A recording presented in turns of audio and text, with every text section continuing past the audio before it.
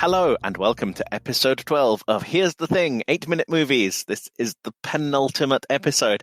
I'm very, very excited, as you can tell. My name is Kieran. And my name is Peter.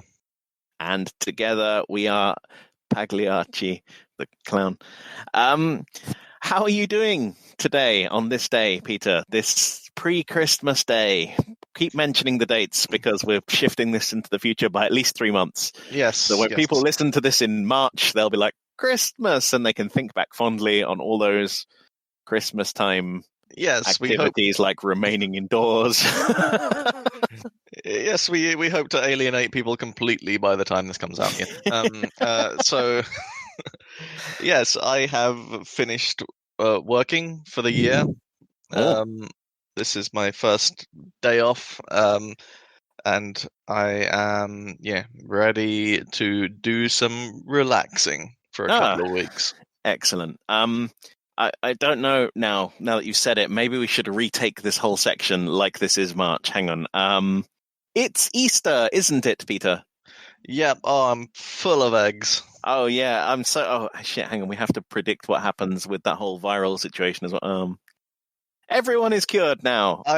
Everything's fine. I'm so glad I have the vaccine, and only side effect was that everyone has rat tails now. Yeah, I was distressed at first, but it's sort of convenient for picking stuff up, carrying it around. Providing also, balance. Like the extra eyes, the ones on the back. I wasn't expecting those. Oh, you didn't have those already? Well, maybe. Who can say? It's so hard to remember what it was like before. In the distant past. This is an interesting intro for a body horror podcast. No, sadly, it is nearly Christmas when we're recording this, and we're all trying to figure out whether we are allowed to see anyone. Yes.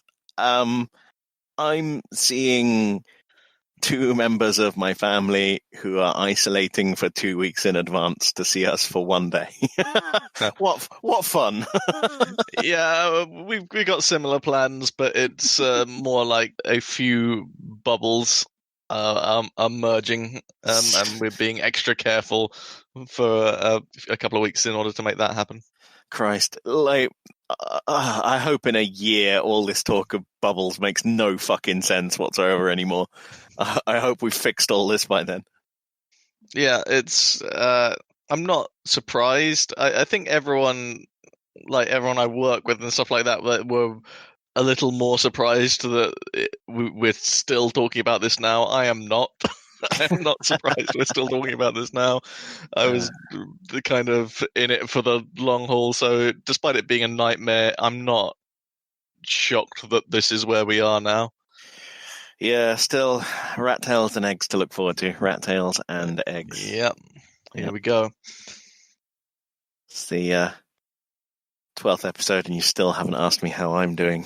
No, I did. I very pointedly did it last time. You don't get to do it once and then not again. I've done my bit for society. You're a monster.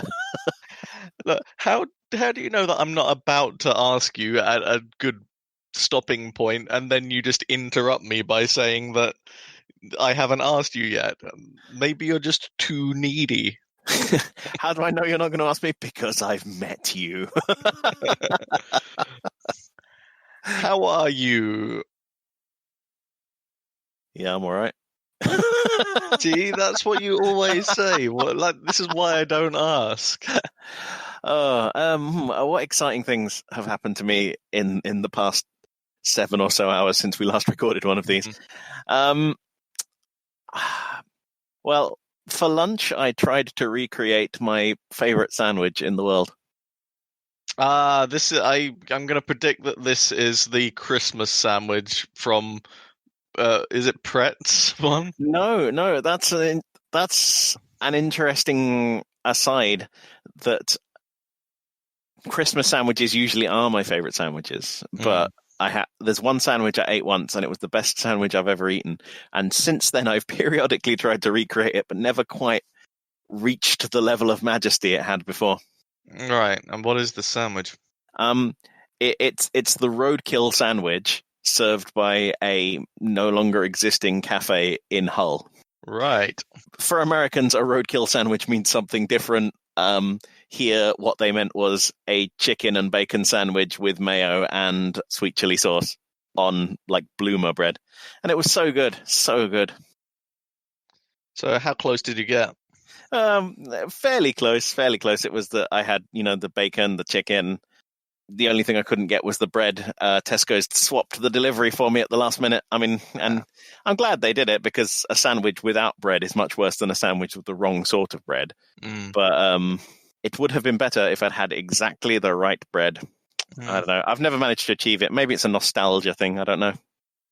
Yeah, maybe. Yeah, if you do achieve it, it just won't be as good as you remember. Maybe the sandwich in my mind is always going to be better than the sandwich that I make. Yes, you should leave behind the sandwich in the past where it's safe. This sounds like one of those Zen things.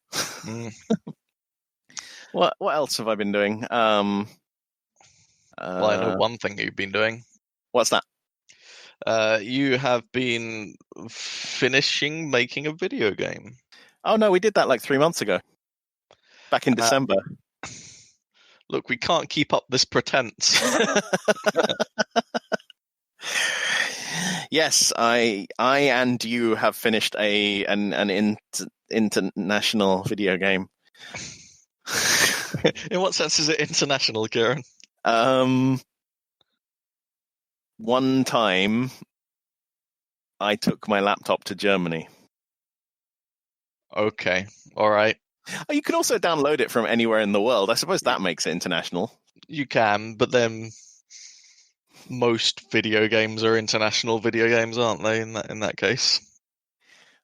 Look, I said the wrong word, and I was hoping you wouldn't pull me up on it, and yet you have repeatedly. Yes, I have. Yeah, endlessly. Mm-hmm. Some would say without cease. Would you like to withdraw the word? No, I think it stands. Okay, great. Yeah, we made a game called Fix Fix Bang Bang. It's an asymmetric co-op game where one player is flying around a spaceship in a vertical scrolling shooter-like scenario, and the other player is inside the spaceship running around doing errands to keep it in tip-top shape. Yeah, I mean, you will have heard about it at this point because it's been on the cover of the internet, and the president said it's good. I'm very bad at predicting what's going on in the future. Yeah, we assume that it's been a sensation and everyone loves it. So yeah, Fix Fix Bang Bang. We made that. Yeah. It took a while, but it's out now in stores. Is it in stores? Surprisedman.itch.io is where you can find that one. It's something that we have been working on for years, and when I say 4 years, I don't mean 4 years. I mean 9 years. It turns out that games are hard, and nobody should try and make them. It's been mostly done for a lot of that time now. It just turns out that the last bit, just pulling everything together, is really hard. And every time we thought it was nearly done, we weren't quite satisfied with one bit of it, or we found. No, I'll tell you what happens. It's that you show it to somebody and they say, "Oh, it's great, except for this one thing," and you're like, "Oh, I guess we better do something about that one thing." And then that one thing takes 11 months. And, we haven't been non-stop on this. That, like, in 9 years, it turns out various life events can happen that interrupt things. And we, like, even when things are going smoothly, we're only really spending a small amount of our weeks doing this. We do other things as well. Stop making excuses. You're just making it sound worse. No, but what I wanted to say is that the person who's been carrying this really for the last several years has been you, because you program the game. I have been involved in like design stuff, but the main stuff that I've actually had to make for the game were like graphics assets and music stuff and animations and that kind of thing. And nearly all of those were done years ago. So I guess what I'm saying is thank you for being persistent with this while I've had relatively little to do. Yeah, no, I have done work. You have done work. The game is complete. Everyone should play it. The most important part is that you have to play it with a friend because it's a co-op game. Yes. So if you don't have any friends, why not try making some? You could talk to them about how much you like the thing. That's how I make friends, or at least shoo away potential friends who I'm not sure about. Yeah, we made like a single player mode that we call practice mode, but it's not how you're supposed to play the game. It doesn't have all the features, and it's just it is really just a practice mode to let you get used to the controls and stuff on your own. Plus, while you're using the practice mode, it administers brief electric shocks to you continually. Yeah, because you're not supposed to play it like that. Well, oh God, it's weird. We've never had anything to plug before. I think that might make us a real podcast at this point. Yeah, it's we do other things apart from sitting around and talking about the thing. Well, I mean, I mostly sit around and talk about the thing. Where, sometimes I record it, sometimes I don't. Yeah, and I watch people talking about the thing. That's my new hobby. So kind of since we started doing this, in the background, I feel like the thing has been enjoying a kind of resurgence in pop culture. I think so anyway. For reasons that I'm not really aware of, a lot of people are making videos and things about the thing and putting them on YouTube, largely kind of reaction videos where they've never seen it before and they're uploading a video of them reacting to it for the first time. And out of curiosity, I started watching some of these, and as soon as you start doing that, it starts recommending more. And like barely a week has gone by for the past couple of months where a new one of these videos hasn't cropped up somewhere. And I had a quick look, and I feel like there's been about 20 of these in the last few months alone. So it seems to be just a popular activity for people to do. Yeah, it's interesting that you brought this up because to me, the thing is always popular. So I have not noticed this, and also I don't really look at reaction videos or anything like that because I'm in my mid-30s, so I don't understand what the kids of today are doing. I don't generally watch them, but I have started kind of idly watching them for stuff that I am interested in seeing reactions to. And the reason is that there's something funny about watching someone respond to something for the first time when it's fresh. I feel the same watching, because you occasionally watch people play through games, right? On Yes, YouTube. yes, that's true. That's my one crime. Yeah, and I sometimes do that too, especially games that have like a story, like an adventure game or something. Like I like watching people do like a playthrough of Monkey Island or Grim Fandango or something like that. And I find that you can get some kind of vicarious enjoyment from watching someone enjoy something for the first time that you're very used to. It's not quite like watching it for the first time over again, but it reminds you of that feeling in a pleasant sort of way. I mean, I sort of get that, but I am going to keep a closer eye on you from now on to see if you start dabbing and or flossing or planking. I think all of those references are already out of date. Yeah, I know. See my earlier comments. Yeah. I don't know. What is it kids do these days? Pogs?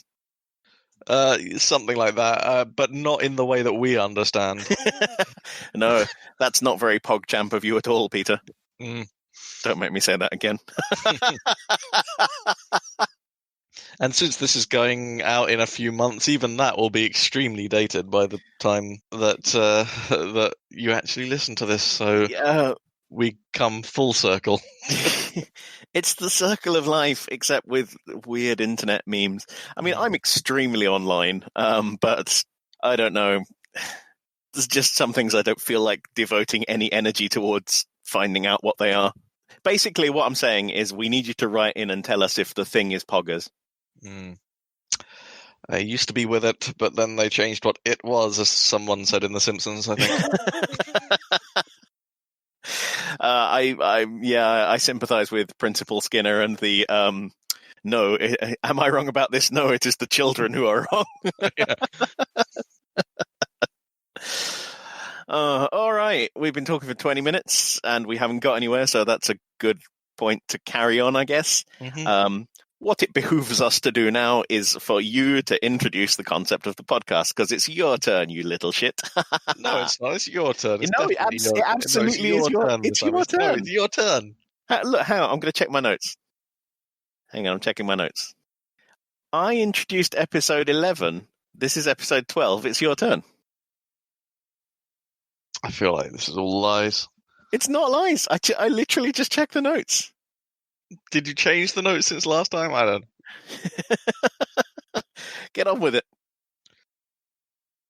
Whatever, but if you reveal this was a ruse the whole time, then I'm never going to introduce it again. Oh, dear. All right, so you are a person who likes The Thing a lot.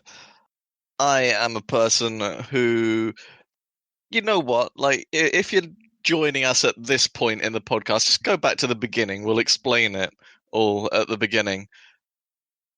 Yeah, right? I mean, explaining the concept in the penultimate episode of a podcast. Yeah. Like, why would you start listening to something at episode 12 of 13? Why would you do that? Here's the short version. You like The Thing. I am fairly indifferent about The Thing. We're going to watch it 8 minutes at a time, have a chat about it, and talk about a few other things besides. If one of us says the phrase The Thing, and we're not talking about the monster, the film, or this little bit of game that I'm discussing right now, then we have a bell that we can ding like this. For no reason other than to irritate the other person and eventually kind of cause some sort of Pavlovian effect. Oh no, I've been keeping score of all the dings so far. Oh. Well, there you go. I guess we'll get some sort of summary of that next time at the end of time, the podcast. Fine. Yes, thank you for that half-assed introduction. But I do agree that doing a full and lengthy introduction of the concept 2 hours before the end is probably pushing it. Yeah, if you're joining us at this point, what you're doing, go back a bit. You go back to the start. What's wrong with you? Get on with it. Jesus, it's only 21 hours of podcast. Yeah. Oh, God, I'm sleepy now. All right. This part of the podcast is called Let's Not Talk About the Thing, a section in which I don't talk about the thing. As my friends will say, this is certainly a rarity. I am going to talk about something tangentially related to, but not directly concerning the thing, which is as close as you can get to a normal conversation with me. And what have you got for me this week? I am going to talk to you about Dean Cundey. All right. I'm sure you've heard that name before because I've definitely said it sometimes during the recording of this podcast. Do you remember who he is? Is he in charge of lighting? Is that right? Yes, more or less. He is the director of photography. Yes. Dean Cundey is an American cinematographer and film director. We have mentioned it before, but not explained. A cinematographer or director of photography is the person in charge of the camera and light crews working on a film. They're responsible for making artistic and technical decisions related to the image and select the camera, film stock, lenses, and filters to realize the scene in accordance with the intentions of the director. Mm-hmm. He's most famous for his collaborations with John Carpenter, Steven Spielberg, Robert Zemeckis, mostly in the genres of horror, family, and comedy. That's an interesting split. He was nominated for an Oscar for Best Cinematography for his work on Who Framed Roger Rabbit, a film I recently rewatched, and I was just floored by how they did it. It's really good. It is so good, and it blows my mind that it comes from the time before computers. Some of the effects in that are basically someone lying on the floor waggling a stick in the air with something on it, and then someone will draw over it. It's absolutely incredible stuff. I remember seeing a little kind of making of documentary of it way back, close to when it came out probably, but it must have been a few years afterwards because I would have been a bit too young. When did it come out? 88, I think. Yeah, I would have only been 6 then, so I feel like I actually watched that a few years later. But yeah, I remember seeing this making of documentary and just being really impressed with all the little tricks that they use, like waggling sticks inside Bob Hoskins' jacket in order to make it look like there was a rabbit moving in there and all that kind of business. Yeah, it still holds up as well. Still a really funny film. I was amazed that it made quite a lot of money at the time, but they didn't make a sequel because of how technically difficult it was to do. In 1978, he was recruited to work on Halloween, a film directed and co-written by John Carpenter. He was the first cinematographer to make use of the recent invention of Steadicam, which allowed camera operators to wear the camera and get shots which were previously thought impossible. This is what allowed them to achieve the Michael Myers point of view shots in Halloween. He is, in a way, the progenitor of the scary serial killer tracking shot. Yes. Cundy would go on again to work with Carpenter on the films The Fog, Escape from New York, The Thing, Halloween 2, and Halloween 3, Season of the Witch. Oh, Halloween 3. In addition to his work with Carpenter, he's also worked on Who Framed Roger Rabbit, which we mentioned, the Back to the Future trilogy, which I think are your favorite films. Oh, there's some of them, yeah, definitely. I did not realize that. Yeah. What Women Want, Apollo 13, Jurassic Park, Romancing the Stone, and Roadhouse. That's like a very impressive selection of films to have worked on. Yeah. Yeah, all the Back to the Future films for one. I also enjoy those a lot. Yeah. And to date, he's been a cinematographer for 65 films. That's a fair amount, I guess. Yeah, I suppose it is a fair amount because... consider they take a year or so to make. That's a lot of films. Yeah. I mean, how long are they actually in, filming, I guess? Yeah, I suppose that varies from film to film, doesn't it? Of course. But yeah, you're packing them in over a career to get to 65. He's been nominated for a lot of awards for his cinematography and won a Lifetime Achievement Award for cinematography, but never actually got an Oscar. That's an interesting thing. Yeah, they have that in common with Kurt Russell, don't they? They've been nominated for Oscars, but never actually gotten one. That's quite sad. All right. That's some time killed. Let's talk about The Thing, the bit of the podcast that is the actual bit of the podcast that we're paid for. Yes. Well, wait a second. I'm paid. You're here for exposure. Give me my money. All right. Last time I asked you what happens next, and you said they discover something down in the hole. And I think you said that because I told you they discover something down in the hole. I think what I said that I would have said if you hadn't given me a hint was that they go down into the hole and explore a bit, which is, I am still satisfied, is a correct answer. Yeah, that is pretty much what they do. Let's check our infection tracker. We've got Blair is definitely infected. Who's not infected? McCready, Gary, Knowles, and Childs, and we all saw them prove that they weren't infected last time via blood test. Who's dead? Bennings, Fuchs, Copper, Clark, and Windows. And who's dead because they were a thing? Norris and Palmer. All right, so now it's time for us to listen to the section of 1 hour and 28 minutes to 1 hour and 34 minutes of The Thing. If you're playing along at home, don't just watch the movie, for fuck's sake. Come on. We've been through this so many times. This is the worst possible way of enjoying a film. Yes. And we've turned it into a podcast.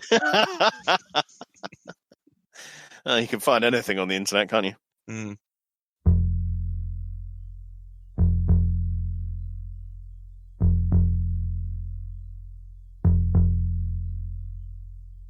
Right, we've done this 11 times before, but I'll just explain again for the 12th time. What I'm going to do is read a bulleted list of points that summarize 30 seconds or so of action from this section of the film, and we're going to talk about them. If you have something to say, just chip in, or I will chip in if I have something to say, and if neither of us has anything to say, then why did we record this podcast? Mm. The men peer into the hole under the floor. So, while they were looking for Fuchs, Blair said he was feeling much better now and he wanted to come out. Mm. Why do you think he would want to come out? Do you think he was infected at that point? I still do.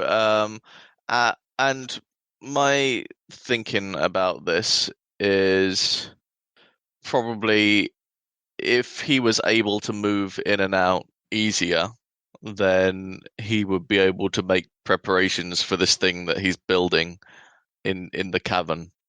Yeah, but he manages to build almost all of it from what we see, under cover of just moving back and forth as a thing without maintaining his human illusion. Surely it would be harder if, he was around. He couldn't be just like, oh, I'm just popping outside to drag some parts to the thing. Yeah, I know. I guess so, but maybe this was just his backup plan. Maybe in an ideal world, he wanted to get to the other people so that he could absorb them as well. Mm. In the director's commentary here, John Carpenter notes that in the set design and costume design, they were almost trying to make a black and white film in color. Everything is very muted and there are no bright colors anywhere in the film. Mm. They enter a cavern under the ice. So Gary goes first here, so he seems to be taking charge again now that the suspicion on him has been lifted. That's a good point. I hadn't really noticed that. Carpenter and Russell discuss how this set in particular was very difficult to work in as it's cramped and the flares were constantly filling it with harsh fumes. Mm. But also the whole set is refrigerated so their breath fogs correctly, and it was just very tiring for them to work in general. If you watch carefully here, you see the actors trying to hide the flares either off screen or behind other actors so that they don't cause glare on the camera. Right. They don't always manage it, but they do a pretty good job.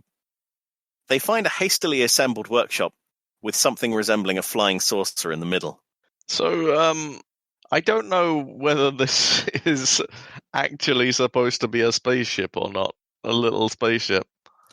Well, it's interesting, right? Because Gary says it looks like a ship of some kind. Yeah. And I think it's widely assumed that it's some kind of UFO that it's building out of human ship parts. In the short story that this is all based on, it's actually built a sort of anti-gravity belt. I think the intention of the thing here is not to GTFO into space. It's to get to another continent. Yeah, I kind of agree there. From its point of view, it's landed in the worst possible place, right? It's landed in the middle of an ice desert at the end of the world with no living things around. Yeah. Why did you ring the bell? Living things. Living things, yeah. That's a phrase. That's not just the word, the thing. That's cheating. I'm not counting that one. Living beings around. I mean, if it can just hop across to Argentina, then that would be amazing from its point of view. Weirdly specific, but okay. Well, it's because they launch a lot of missions to Antarctica from Argentina. I see. That's why. It's closest, I think. It's like, what have you got against Argentina? Like, fuck the RGs, fill them with things. No, Falklands War never ended for you. Happened before I was born. No, I think it is just a place that they generally launch them from. I think it is just close, and it works out. It works out that way. I mean, one of the things they were planning to do in the short story is try and contact Argentina for rescue. I guess that's why it's sort of stuck in my head. this whole section is foreshadowed a little more in the novelization and the script because various helicopter parts and kitchen machinery keep going missing. Like people are looking for things and they can't find them for quite some time. And it's because Blair is pinching the food processor for its microprocessor chips and things. Yeah, I didn't even remember that this was a plot point in the film at all, because it seems so incidental and it barely even matters after they find it, really. Yeah, it's just to highlight the fact that Blair's been up to naughtiness. Yeah. I also find it interesting that he's built it in a cave under the ice because, assuming it is some sort of ship, he's going to have to dig it out to get it to go. Right, yeah. I suppose it could be a spaceship if you interpret the beginning as the thing never actually wanted to be on this planet and it actually ideally would rather just get off. What some ancillary sources like the original script for the 2011 film and some of the adaptation stuff have concluded is that UFO at the start is not piloted by the Thing. It's a member of a different alien race. Yeah. And what they're doing is going from planet to planet collecting samples for research, just to, oh, look, here's a thing. Let's look at that thing. Isn't it fun? You could ding me twice there, I suppose. And is that one of the samples they've collected is the Thing, one of our friendly beasts, and it escapes and causes the UFO to crash on Earth. So at no point does it genuinely want to land here. It was just an escaped prisoner who accidentally forced the ship to land here. Yeah, that's kind of my interpretation as well. I feel like something went wrong on that ship because of the Thing, not that it was the Thing all along on the ship. Yeah, it was something that got cut from the 2011 film for one reason or another. You can read 50 different reasons online. But basically what they were trying to set up this theme that wherever the Thing goes, it just brings chaos and paranoia with it and destruction. So from our point of view, we start in the American base, Outpost 31 or Outpost 4, whatever you want to call it. Yeah. Where we see that it drives all the people mad with paranoia and they end up blowing everything up and killing everyone. Then we could trace it back one step to the Norwegian base where it drove them all mad with paranoia and they ended up killing everyone. Then we can trace it back one step from there to the UFO. And what they were trying to do in the 2011 film originally was show that what happened in the American base and Norwegian base happened in the UFO as well. The aliens of the pilot's race were taken over by the Thing and they went mad with paranoia trying to figure out who was a Thing and who wasn't, and that's what caused them to crash the UFO. Yeah. I think that's very plausible. And in that case, they should make a prequel that's set entirely in the UFO, obviously. Yeah. Whereupon they find a different alien race on a planet. Yeah. Where they've got whatever aliens keep as pets, like giant crabs, right? Yeah, different alien puppy thing. They pat it with their 17 tendrils. The fact that stuff got cut out of the 2011 movie, I realize we're digressing, but it kind of annoyed me because, it was an amazing puppet that Studio ADI produced as the pilot. And B, just thematically, it just carried on the Thing so perfectly to me. I'm talking about the Thing as a concept there. Don't ding me. That basically wherever this Thing goes in the universe, it just leaves this trail of destruction and paranoia behind it. Or, presuming it isn't stopped, a perfectly assimilated Thing world. I suppose so. But does it even want a perfectly assimilated Thing world? Is that its end game? I'm unclear. The only thing we can extrapolate from its behavior in the films is that it wants to take people over. Yeah. But we don't know if it's doing that just because it's in a desperate survival situation. Yeah. There's one of it, just one lump of its biomass left, and it's in the most inhospitable place on this planet. So I mean, if it crashed in New York, would it just copy one person and then be like, this is fine?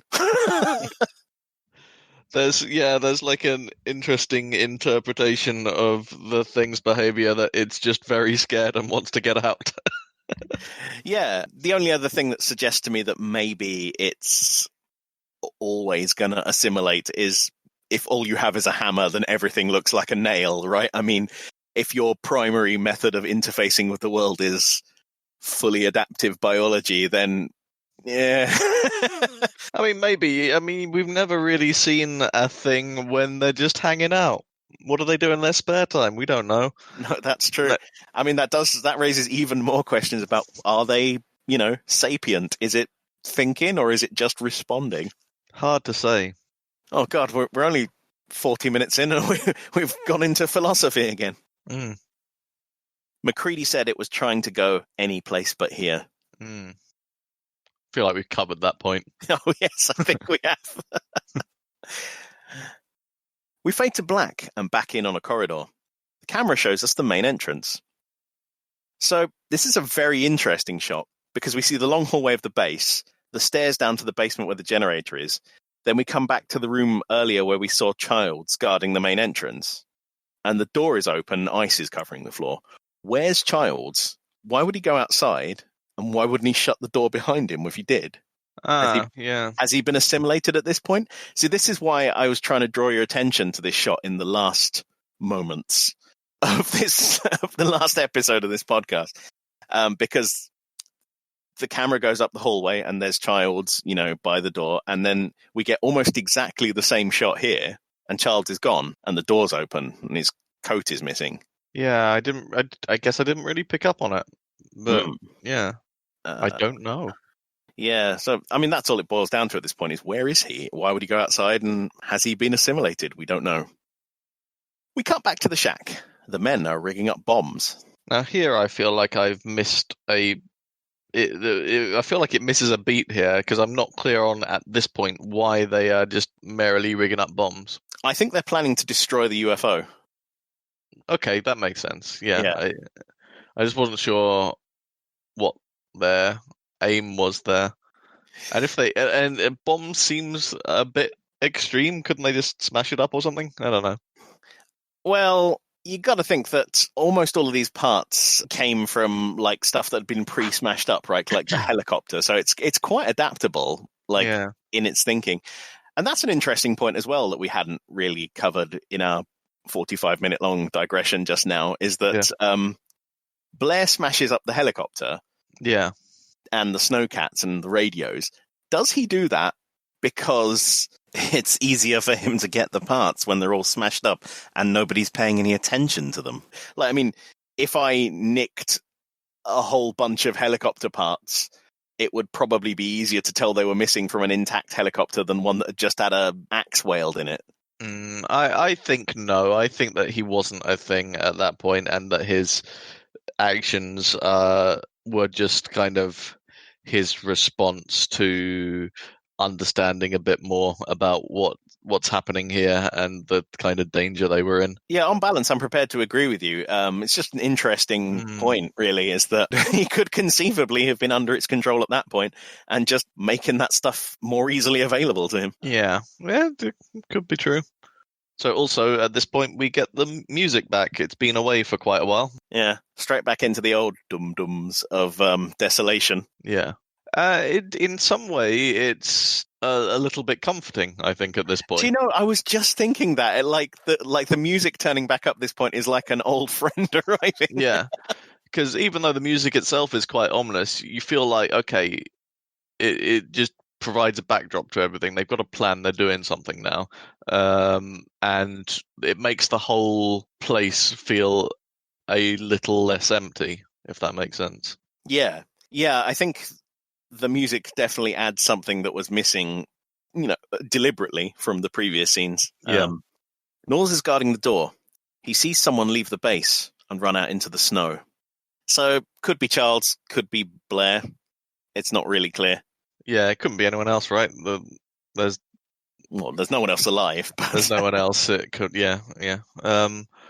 So, I mean, I'm prepared to believe it was Childs, but is Childs just off on his own adventure at this point that we just don't ever see? Has he perhaps seen Blair? and has gone after him or something like that. Could that be an explanation? I think that might be an explanation. Let's hold off on discussing Childs for a little while, because I have a feeling that he's going to be important later. Right, okay. Suddenly, the lights go out in the whole base. They think the thing has blown the generator so that it can freeze again and wait for the rescue team. Now, because I just wasn't quite clear on this when I was watching, is that happening in the same shot where Childs runs out? A little while afterwards, but we've already seen that they're happy to play around with time a little bit. Yeah. If it's supposed to be happening almost immediately after that he was seen, I don't think that there was time for Childs to be responsible for that, is the reason that I'm thinking about that. Yeah, but also we've seen similar cuts like this in the bit where Fuchs goes missing, that the passage of time may actually be longer than it seems. But I'm inclined to think that it is just a few moments after Childs or whoever leaves the base. Yeah, so I think that's kind of happening at the same time. Perhaps I don't really have a good idea of what Childs can see from where he is, but maybe he saw Blair going somewhere and realized, oh, he must be going down to mess with the generator. He needs to put a stop to that. So Childs runs out in order to try and put a stop to it, but he's too late. Yeah, it's interesting you say that as well, because do you remember the long panning shot we were talking about that was a bit mysterious? Mm-hmm. One of the things it does is highlight that the door to the generator is next to where Childs is standing. Ah, okay. So if something was going wrong there, it would be very difficult for him to not notice. So maybe he is just being lured out into the snow so it can get to the generator. One of the things you don't see in this film, but you do in the 2011 movie, is that it can split itself up into smaller chunks, right, for different things. Yeah, maybe he sees the little blood rat that we talked about last time. I definitely want a Netflix originals cartoon about the blood, the blood of the thing, base. Just wandering around like a little shoggoth, just an eyeball on a stalk. This is the second turning point towards total hopelessness for the men, where they realize that they aren't getting out of this situation alive. The first one, which we didn't really comment on at the time, is when Mercury records his message, because he's recording his message in case he's assimilated or killed. Yeah. Here again, he says to the other men, we aren't getting out of this alive. Like, at this point, the audience knows that this probably isn't going to be a happy ending for them. Yeah. Funnily enough, here on the audio track is where they confirm that they just don't know if Childs is a thing or not. They went back and forth over it, and in the end they were just like, well, whatever. We don't know. I had actually, because I remember how the film ends, just because it's quite memorable in that way. But I didn't remember that they had come to the conclusion before that ending that there was just kind of no way out now. I don't know whether that changes in any way, but I can't think how it would change at this point, because I can't see how they would get anywhere now. I think it's in human nature to sort of always kind of hope that you're going to get out of this situation, no matter what it is. But I think that what's going through these guys' heads is that, okay, we're going to die, but maybe there's something we can do to stop it. Yeah. But I don't think that they are going to reach that goal. Yeah. They decide that they have to kill the thing once and for all. This is where MacReady says, we're not getting out of here alive, but neither is that thing. Mm-hmm. They used dynamite to destroy the UFO under the tool shed, and that's why they were building the bombs earlier. This is a really nice explosion here, a really bassy one, and John Carpenter says he'll never forget how it felt to blow up structures that big. So that's not a model, that's a full-size building full of dynamite that they blew up. We'll keep it warm for a little while, I guess. Yeah, and that does come up later as well. So for obvious reasons, these shots were filmed by remote cameras. Knowles, Gary, and MacReady drive a tractor through the wall of the base. So if you look at it closely, what happens is it drives through the wall, falls down a bit, then wiggles again, but seems like it's stuck, and there's a sudden cut. And that's because the tractor drove through the subflooring of the soundstage, and they couldn't go anywhere. So they were like, well, that's good enough. Yeah, it's unclear what the goal here is anyway. I think it's to be cool. Yeah, it seems like that way, because they could have done the same thing just by going through the door, really. But also, it kind of gets the tractor out of the way, right? Because they drive it in and then they smash up the fuel tank, and once they blow up the base, the tractor isn't going anywhere either. I suppose they could treat the tractor a bit like a bomb, because it's full of fuel. So it'll blow up nicely, and if it's in the base, that'll help destroy the base. I don't know. It's a Caterpillar tractor, the same brand as my glasses. What a weird world this is. Yeah, companies tend to make like one thing and then also a whole bunch of other things that don't seem like they're related but probably are. Like, I was on a ferry once and it had been built by Yamaha, and I was like, keyboards? Yeah, but they also make motorbikes. And the motorbikes seem closer to a motorbike's more like a ferry than a saxophone. I'd argue, yes. I don't know. It's just one of those things where you associate them with one particular product, don't you? And then don't really dwell on the fact that they also make other things. Like, a lot of people have Caterpillar boots, but may not really associate them with all of the work tools, which are where those boots come from. Right, yeah. I used to have a Yamaha sound card. I still have a Yamaha piano and a Yamaha bass guitar. Turns out their heavy industries department turns out ferries in their spare time. Ferries, motorbikes, and who knows what else. You could probably buy a Yamaha hat. They start moving through the base, throwing Molotov cocktails and dynamite sticks. Fiery explosions follow them. So this was all filmed on stage at Universal, with the men moving through and setting each room on fire, being followed by the camera crew. The fire department was on standby, and they had about 30 guys hanging around with fire extinguishers, but they were still a bit nervous about burning down the whole of Universal Studios. Must have been a bit fun, though. Oh, yeah.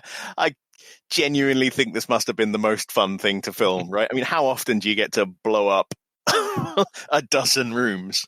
Yeah, I bet if you are responsible for the success of any of this, though, it is a nervous kind of situation as well, because you're like, oh, if anything goes wrong with the filming of this, we've just blown up our whole set and can't do it again. Yeah, this is exactly what John Carpenter brings up in the director's commentary. He says, Kurt Russell says to him, what would you have done if it hadn't worked or it didn't look that impressive? And he's like, special effects. We'd have had to make a tiny model of the base and blow that up instead and hope that it looked as good. We did have a furious argument just before we started recording the podcast about this scene, where I don't think I was getting my point across very well. But let's not get into that. But we did. You thought that this was just the same shot of an explosion from different angles. And I thought it might have been, yeah. Yeah, and it turns out it's not, A, because of the way they do it, and B, you can actually see it. But right. I will give you that it is a very confusing shot because it's cutting back and forth between different parts of the same corridor exploding. And the rooms that are exploding are all just part of the same set, so I guess they're all just sort of going to explode in the same way, really. Yeah, I thought they might have just been cutting back to the same explosion over and over again, but if you look carefully, then you can see some signs that it's not that. Mm. Yeah, it's the barrels along the corridor that eventually clued me in. I'm a little surprised it's not that, actually, because they're not too shy about reusing shots like that. No. It's definitely happened, but I imagine if you've gone to the trouble to blowing a whole bunch of things up with cameras in it, then you're going to use as much of that footage as you can. Fair enough. They walk downstairs to the generator room. This is a wonderful set. I love it.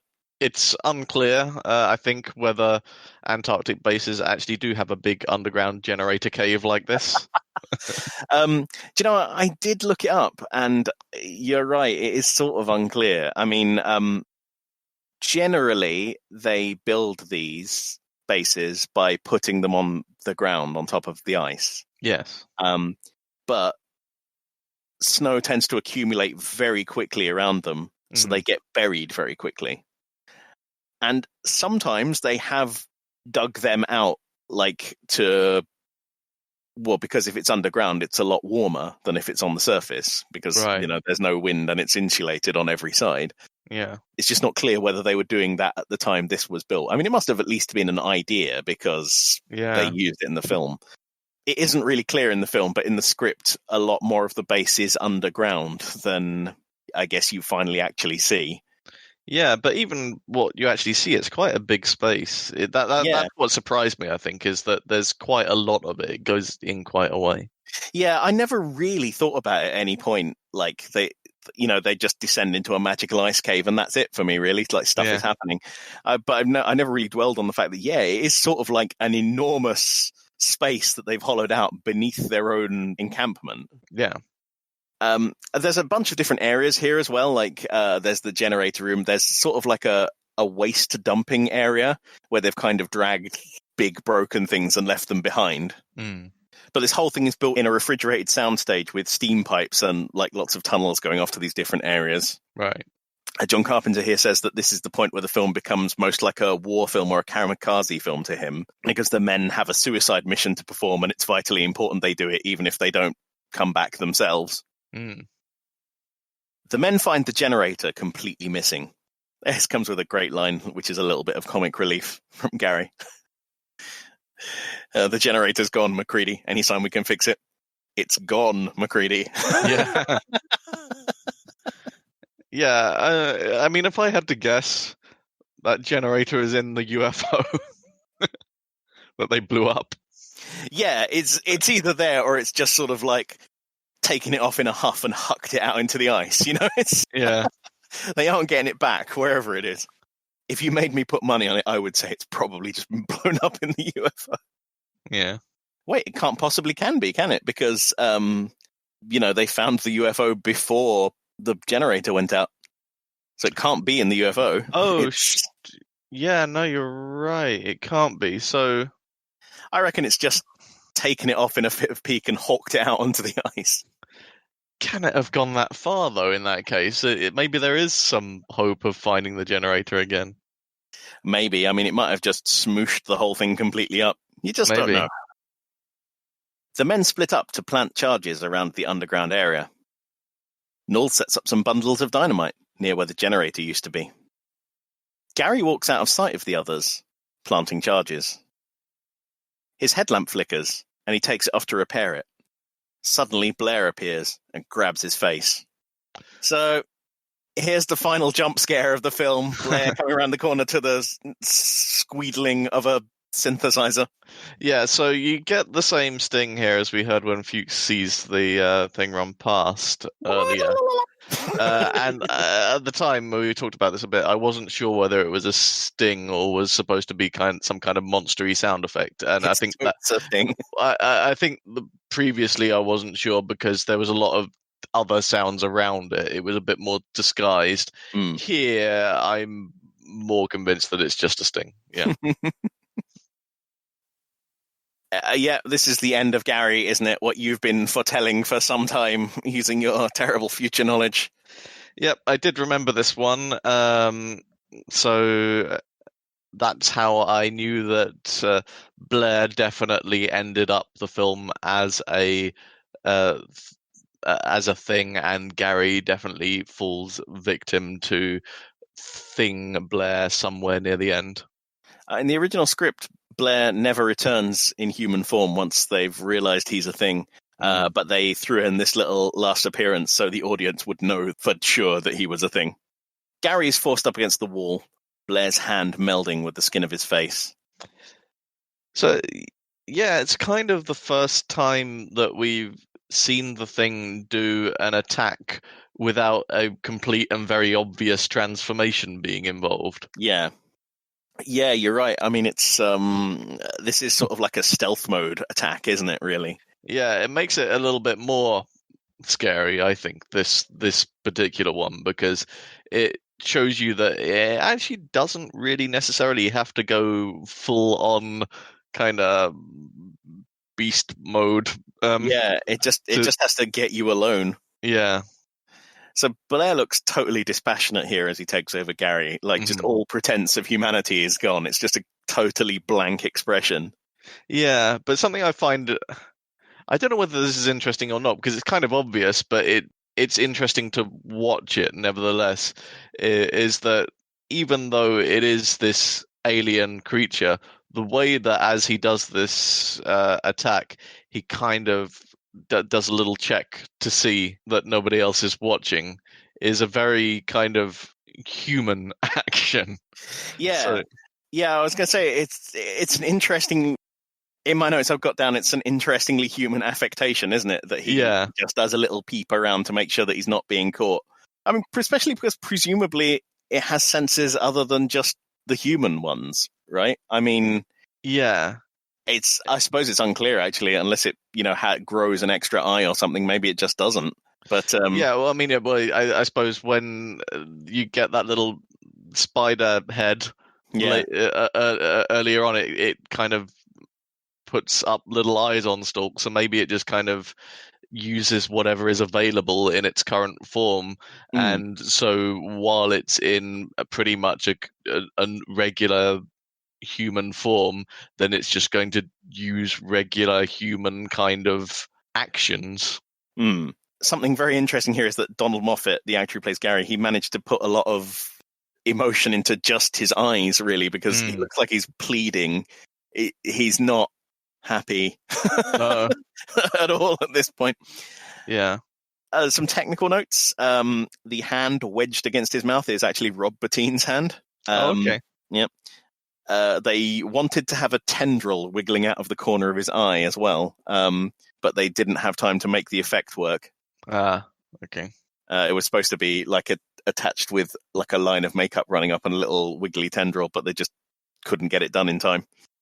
There's a famous quote here from John Carpenter where, during the filming of this scene, he asked Wilford Brimley what he as an actor was thinking during this scene. And Wilford Brimley replies that he just thinking that he has to go up and pick his laundry up on the way home. A consummate professional, but also, But maybe there's something to that, though, that if you're supposed to be doing something in a very kind of dispassionate way, then the way that you achieve that is by thinking of trivial things. Oh, dear. McCready and Knowles are back together, placing charges. And that's it. That's where we wrap up this section of movie. There is not much left at all. I think when we come back, there's 4 minutes of movie and a further 8 minutes of credits. Yes, so one more podcast to discuss that. Just the last little bit. Oh, I'm very excited. This has been going very well. Yeah, it's been a fascinating look at this thing. I've examined the thing in really more detail than I ever thought that I would at this point. So all that remains at this point is for me to ask you, what happens next? What do you think happens next? Can you guess? 4 minutes of footage left. Well, I don't remember what the tipping point that brings us into the kind of climax of the film is, so I'm not going to be able to say this very accurately, I don't think. But all I know is that some more fights happen. McCready has at least one major confrontation with the Thing in some sort of horrifying form. It's definitely going to charge at him or one of the others by kind of going up through the floorboards or something like that. I remember that shot. There's there's some action that happens, but I don't remember the next thing to happen that kind of triggers that action. So that's where I'm a bit unclear. So I have to say I don't really know exactly what happens next. So what I've put down from you is Mac attacks the thing as it bursts through the floorboards. Yeah, I don't think that's immediately next, though. Okay. Immediately next, I'm going to have to say McCready discovers the thing mid-attack at some point. Okay. And for the last ever time, let's do the infection tracker. So we think Blair is infected.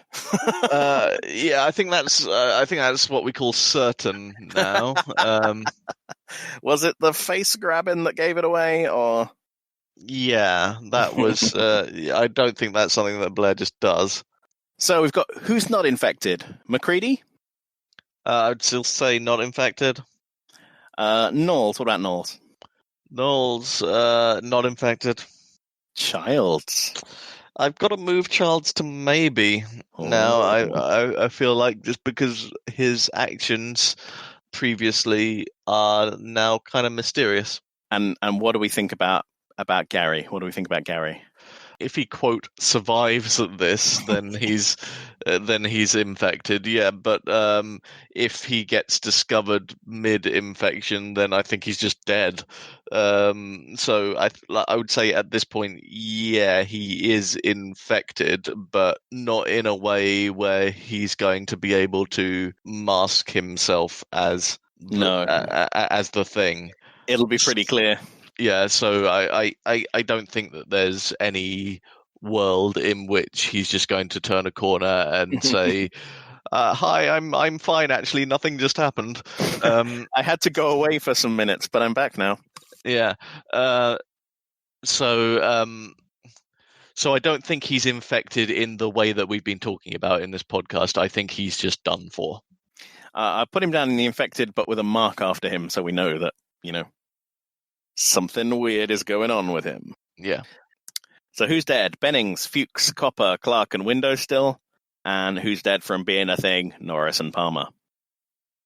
Wow. So the film's almost entirely over. So what are you thinking about the film?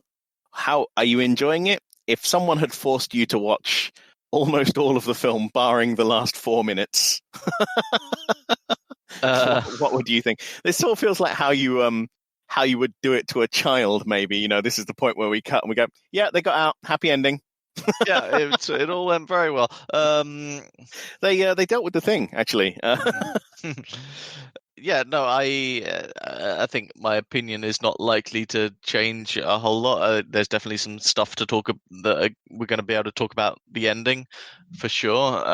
But I think it's a good one of these. I think it's more about my opinion of the genre as a whole. I think that this is what it comes down to, because I don't dislike the genre, but I don't love the genre either. It doesn't have like a hold on me. It doesn't fascinate me in the same way that I think it fascinates you.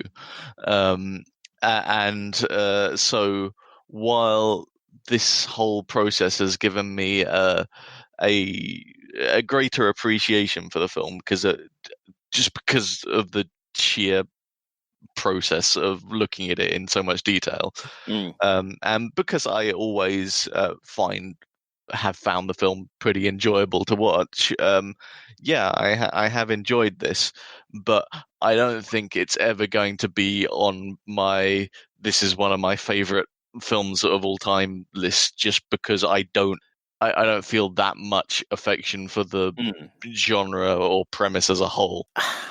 I actually find it sort of hard to sum up what I like so much about this film, which you'd think would be surprising because it is quite clearly my favorite film. Yeah. But there are other horror films that I'm just not interested in. It just seems like this one hits a perfect sweet spot for me. Yeah, I think sometimes things are just formative in that way as well. Like Mm, sometimes something hits you in at just the right time, in just the right way. yeah. It sort of unavoidably becomes a part of you, Yeah, much we like have mentioned that I've seen this way too early. and because even though when I now, because we mentioned that Back to the Future is one of my favorite film series, if you had to press me, I might say that that is my favorite film series. But Mm, looking back on it, there are parts of that film where I'm like, oh, this is a bit clumsy, or this doesn't quite work, or this I don't enjoy this bit of it as much as I did when I was a kid. mm. Um, but I think it will still always remain one of my favorite films, just because it hit me at just the right time and fired my imagination in just the right way, that Yeah. I will always think of it fondly when I watch it. Mm. Yeah, I think you couched it sort of interestingly there. What is the best Back to the Future film, Peter? Uh, No cop outs. Come on, I want a number.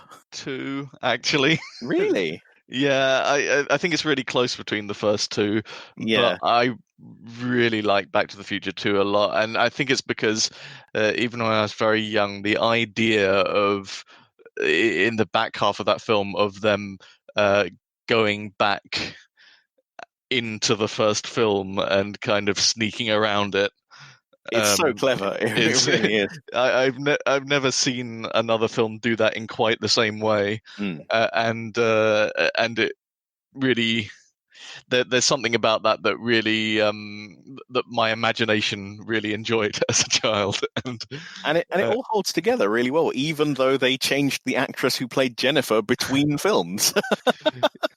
you, you you know what, and this maybe doesn't put me in the best possible light, but even though that was one of my favorite films, I didn't notice that they did that until years later. Yeah, neither did I. I didn't notice until I watched a YouTube video, and I was like, Yeah.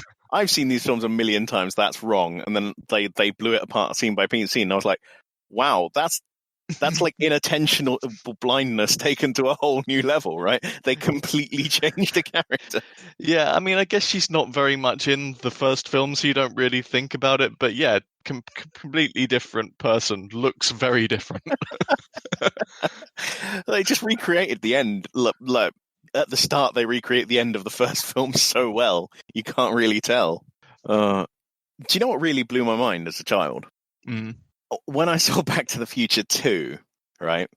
And at the end, there's like a long trailer for Back to the Future 3.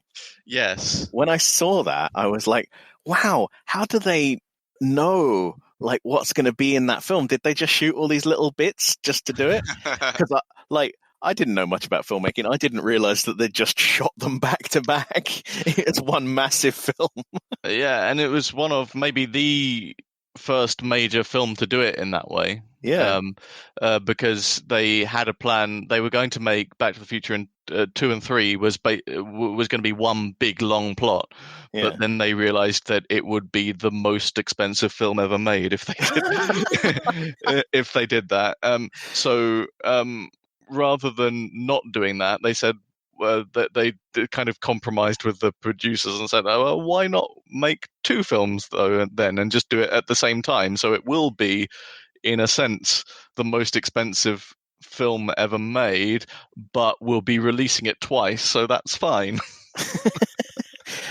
It's really interesting. I mean, that I just assumed, looking back on it, cynical and world weary here in the future, that it was just a cash grab. I never really realized that it was just literally like, hey, we've got so much plot that the film will be 7 hours long. Yeah, it was just a way to make the whole endeavor affordable to split it in half, because they would know there was no way that they were going to allow them to make that big a story otherwise. It's interesting though. I mean, because they still have to upfront the costs of both films, but But I guess suppose you recoup them differently. yeah, the calculation is that you get two box office revenues from it because it's two films, and you also get to save a little bit of money on. It's probably cheaper to make two films at once than it is to make two films separately. Yeah. And so you kind of save on the production costs of both films and still kind of get the same revenue expectations when you release them. So it probably was kind of a fairly compelling financial argument. Yeah, well, I mean, I guess it worked. They are three very, very popular films. Mm. Well, I guess all that leaves us with at this point is to reveal our secret internet locations. Yes, and by secret internet locations, we of course mean public internet locations that we want you to know. Well, they will be after this. So I can be found with the handle on Twitter and things like that, Kestrel Pi. That's Kestrel like the bird, and Pi like the irrational number. And you? I'm Kieran J. Walsh.